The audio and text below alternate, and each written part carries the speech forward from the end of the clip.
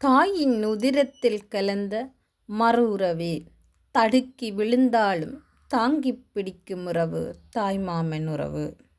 5ஆம் திகதி பங்குனி மாதம் 2025ஆம் ஆண்டு.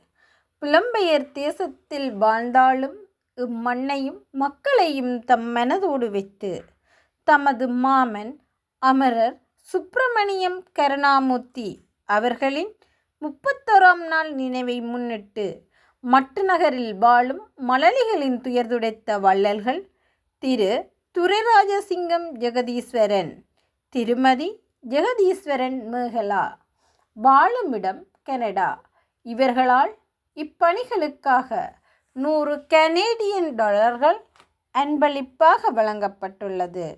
இவர்களை நன்றியுடன் மக்கள் வாழ உதவும் நிறுவகம் வாழ்த்தி வணங்குவதுடன் அன்னாரது ஆத்மா சாந்தியடைய இறைவனை பிரார்த்திக்கின்றோம். நன்றி.